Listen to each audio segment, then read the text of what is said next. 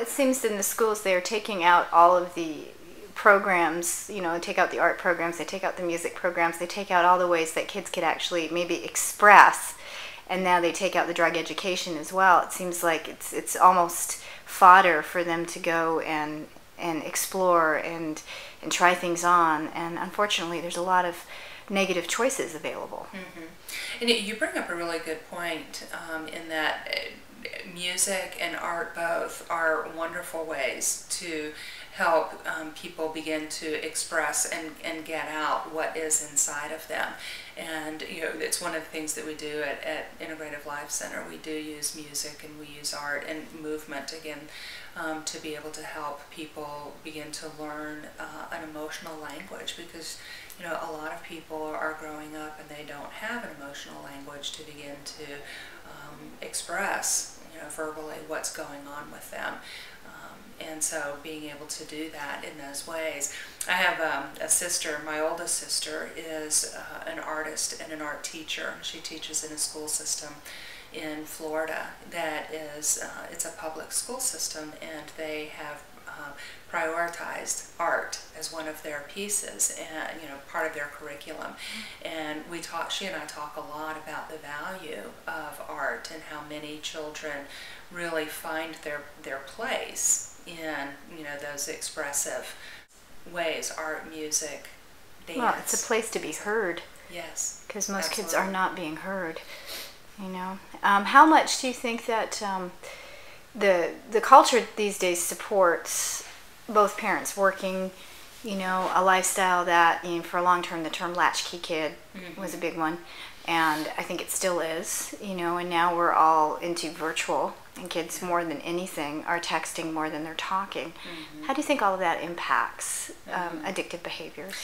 It's funny. I was at a high school last week doing a panel for parents of 11th and 12th graders, and we talked about that. And one of the things that we talked about how important it is for the family unit to still be to still have a lot of interaction.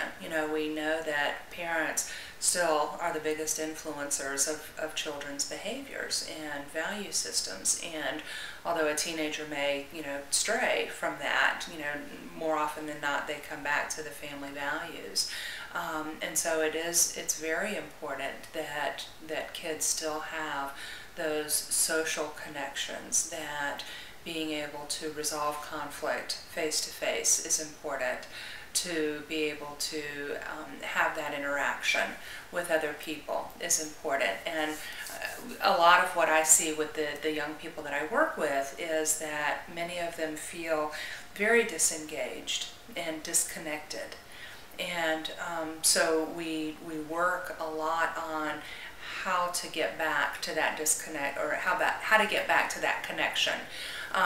One of the things that we know, Maslow's hierarchy of needs, to love and be loved and a sense of belonging are two of the strongest needs that human beings have. And so when we are so disconnected and only reaching out and touching each other, so to speak, through cyberspace or text messaging, it I think interferes with that ability to attach and that sense of belonging that's so important, that people are looking for, that meaning in life.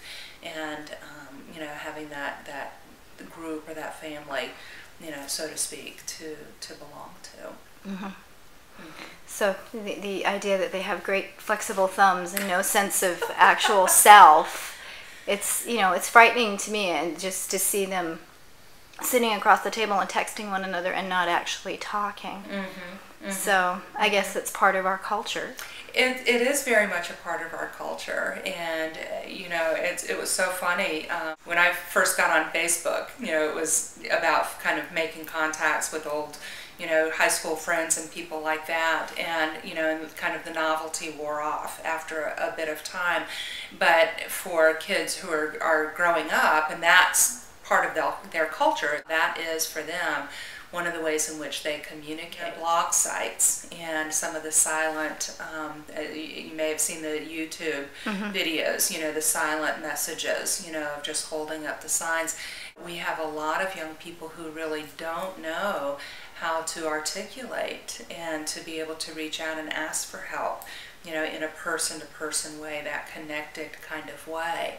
And, to me, there's a little bit of sadness that somebody will make a YouTube video, holding up cards talking about how they're feeling, or that they're contemplating suicide, or that they're being, abused, or and they can't, there's nobody that they're connected enough to or attached enough to be able to say, help me, something bad is happening, and I need help, and there's something that's sad for me, that that will sit in front of a camera, and show that, to thousands and thousands of people, but we can't go into the next room at our home and say, this is how I'm feeling. Right.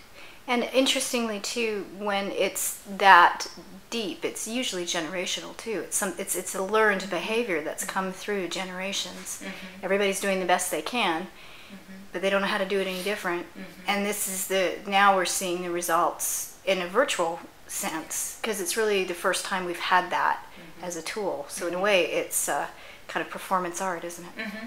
I agree. And it doesn't have to be horrific abuse or anything mm-hmm. like that gets passed down generationally. It's just, oftentimes it's simply experiences that we've had as children that we have misinterpreted. Children are very concrete, literal thinkers, and so we hear something as a child and we interpret it, typically in response to us. And so oftentimes we begin to develop a core belief system that, the negative core beliefs tend to get very strong and then end up being kind of the foundation for which we interpret all of life's experiences. And so a lot of what we do in our treatment is really helping people begin to identify what are the negative core beliefs that I have, where did they come from, how did they get so strong, and then create a plan to begin to change those core beliefs from positive from negative to positive. And to be able to, when people are truly able to do that and make that change at that core belief level, then they can have a completely different experience in their life. We interpret our life differently. It seems like a conversation everybody should be having. Everybody. I agree.